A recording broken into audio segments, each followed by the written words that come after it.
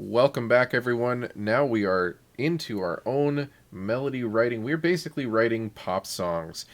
So today we kind of get into the phase of this whole series that I've been really looking forward to, where we get to kind of make something that sounds like you might actually maybe hear it on the radio. I find this to be kind of the most satisfying part of music. So hopefully you'll get something really good out of this. And let's just go ahead and get started. Last lesson, we looked at three different chord progressions: the optimist, the doo-wop, and the pessimist. Now, remember that a chord progression is repetitive. We don't just see these four chords happening once, but in repetition, sort of right after one another. We did only look at four chord progressions, and we're going to continue to use four chord progressions just for the sake of keeping things simple, but there are longer and shorter chord progressions. Chord progressions really work in any key that you put them in, as long as the quality of the key stays the same. So if you're using a chord progression in a major key and you want to move it to another key, as long as it's also major, this will work just fine. So let's write a banger. This is a task where you'll be able to copy a lot of what I do if you want to. You can be more adventurous if you want as well. Basically, the only thing I'm telling you you can't copy today is my melody itself. Let's look at the rules. First things first, you can use any of the three chord progressions that we worked from, or I should say last lesson. But you can also just focus on the chord progression that I do today, just if it's more familiar to your ears or if you like it, that's totally fine. You don't have to choose either of the other three. You're going to be writing an 8-measure melody in 4/4 time. Please make sure that you're following those instructions. And it's going to run through the chord progression twice, so each chord will take up one whole measure. Each melody will be 2 phrases in length, and each phrase will be 4 measures each. You must have a triad tone on the first beat of each measure. I'm afraid that I can't really let you go outside of that for now. It just adds too much complication. On beat 3 of each measure, you can also do a triad tone, and in fact, you should aim to do a triad tone on beat 3 if you can. Whether it's carried over from a previous beat or not doesn't really matter. But try to avoid non-triad tones on beat 3. They're going to sound a little bit out of place.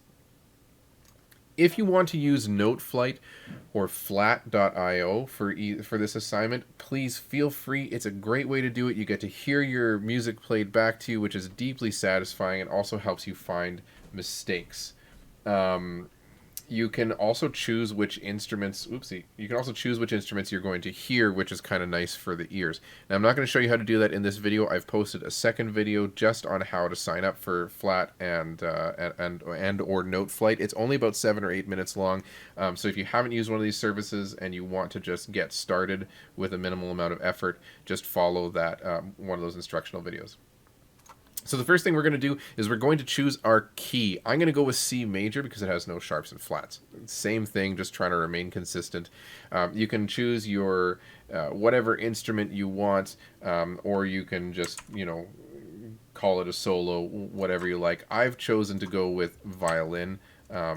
Because I like how it sounds. So you can see here I've set up my 4 measures on top, 4 measures on bottom. This just makes it a really clear subdivision of where my 2 phrases are. Next thing we need to do is we need to choose our chord progression.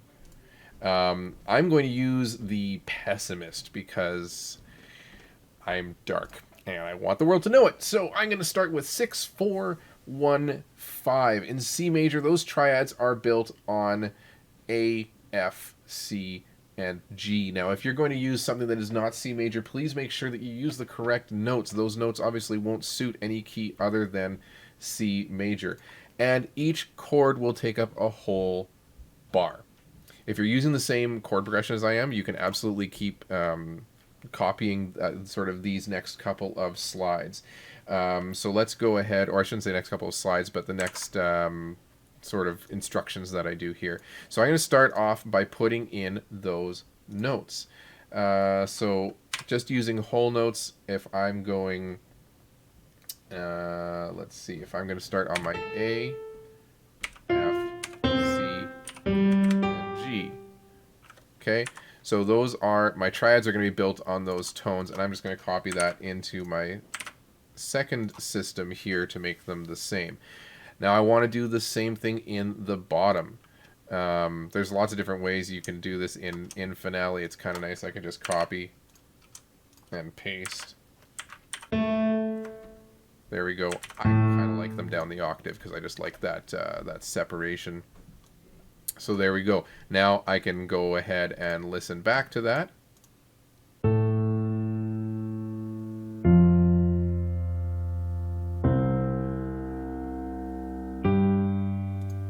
Bingo bango. Done like dinner. Now we need to add our triads in. So we're going to build thirds over top of these to form our triads, same way as we've done in previous assignments. So I'm going to add, so you can see I'm just adding thirds. That's all I'm doing. A third over is C. I'm not worried whether they're major or minor because the key will dictate that to us. And again, I'm just going to copy this over down into my lower part so I don't have to do it twice. Let's go back and listen.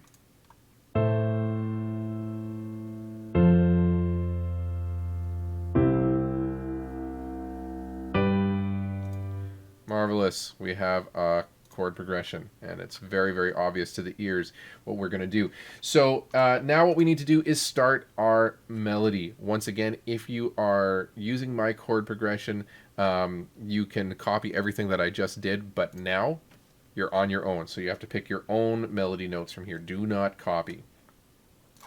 So we're going to pick a melody note to start each measure of the solo part.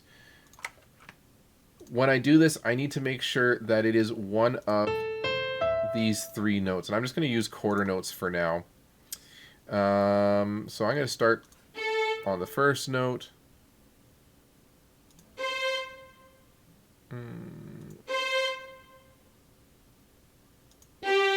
Okay, all I did was I just picked notes from the triad. See, here's my A.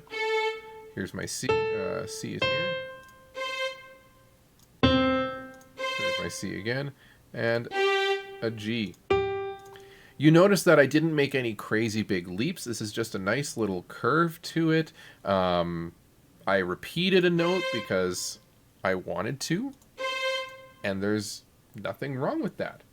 So let's just keep working here. So I've picked a melody note that starts the beginning of each solo part. Sorry, I've picked a melody note that starts at the measure oh goodness, let's cut that part out. I picked a melody note that starts each measure and comes from the triad. Okay, that's really, really important that you do it. Otherwise, the note is going to just stick out like a sore thumb. We want to also avoid making leaps that are larger than a sixth. I just used thirds and fourths, so it was a very, very small range. Now, if you're doing this on paper and not on flat or something, make sure that you write in pencil. Do so very gently. You're going to make mistakes. You're going to want to erase stuff. If you write really hard in, it's going to be impossible for you to erase. You always go back later and sort of make things more permanent. Unlike the previous assignments, though, we really don't need to end on the tonic. We can choose to end on kind of whatever note that we want to. So now that we have our melody kind of this far, we need to fill in the spaces in between the melody. We know our trajectory, so we just kind of have to get there. I'm going to stick to quarter notes and half notes for the most part. Complex rhythms are just, pardon me, they're just a little bit too much work. They're also really kind of difficult for a performer to play, and a lot of songs like this don't really have that complex rhythms for the singer or whoever. Let's fill in our spaces. I kind of like the idea of each of these notes being a little bit longer, so let's change them into half notes.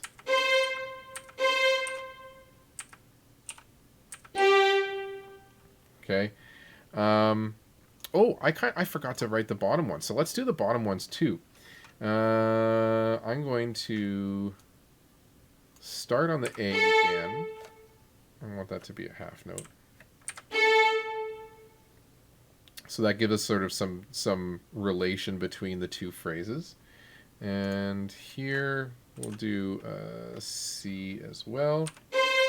But for some variation, I'm going to go up to the E here and finish on a D. Okay, let's hear that melody so far.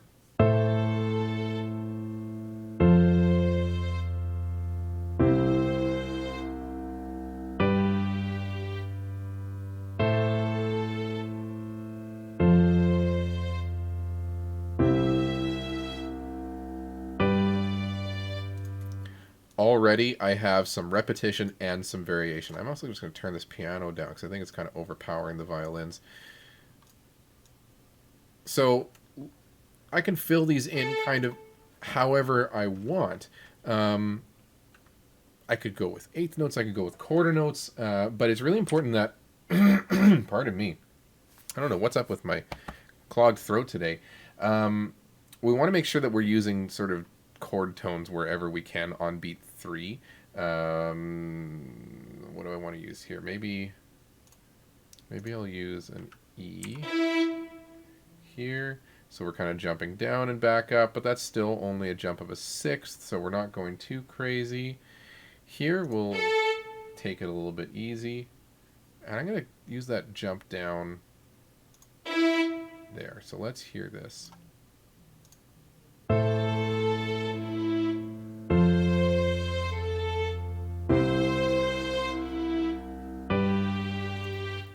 Okay, we're already getting something that sounds like something.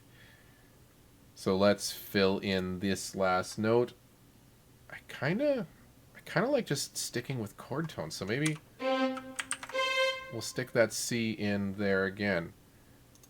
Let's hear how that sounds. So I'm just like putting stuff in and playing as I go.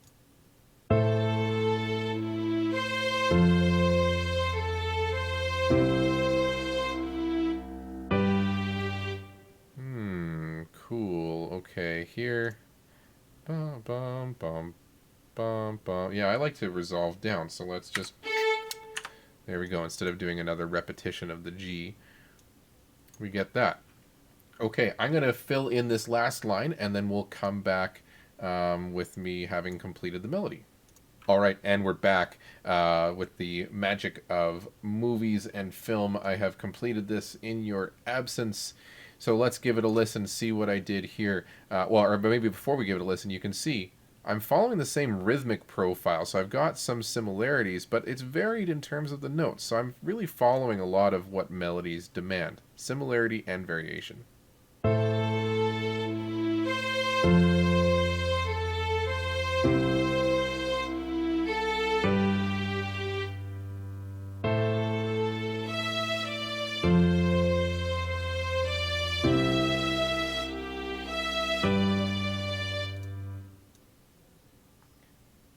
You know what? That's just suddenly reminding me of "The River Flows Through You" by I don't remember who it goes with that.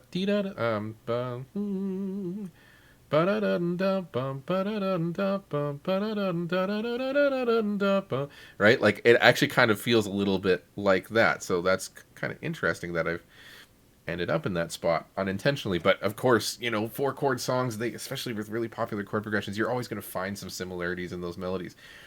So that's all there is to that.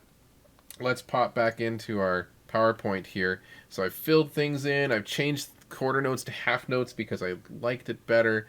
I've used some variation and some repetition. Beat 1 and 3 of each of my measures are from the triad. So everything seems to really fit together. So that's all there is to it. I hope that you found that pretty straightforward to follow. You're going to do your own. So you can really copy a lot of this if you want to. If you want to stick with my chord progression and key, you can do the same chords, the same piano part basically, and then write your own melody.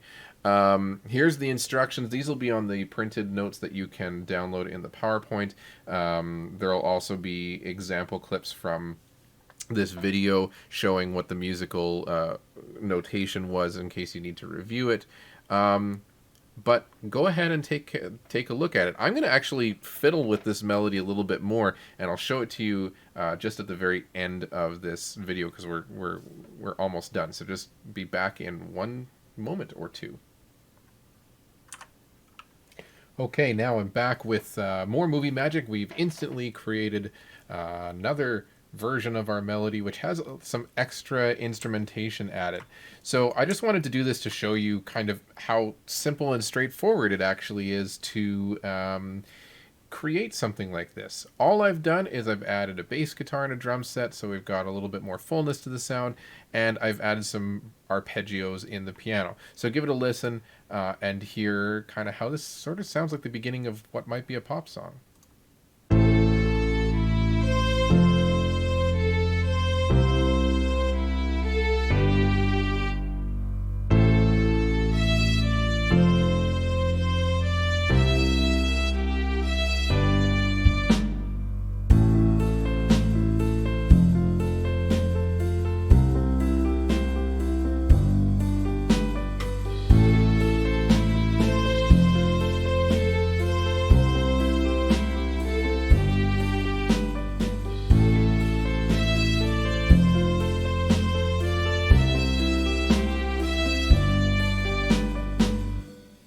And that's it. So all I did was kind of just repeat that first verse and then gave sort of 4 measures in between for the new piano part to roll in. But as you can see, I'm well on my way to writing my first pop hit.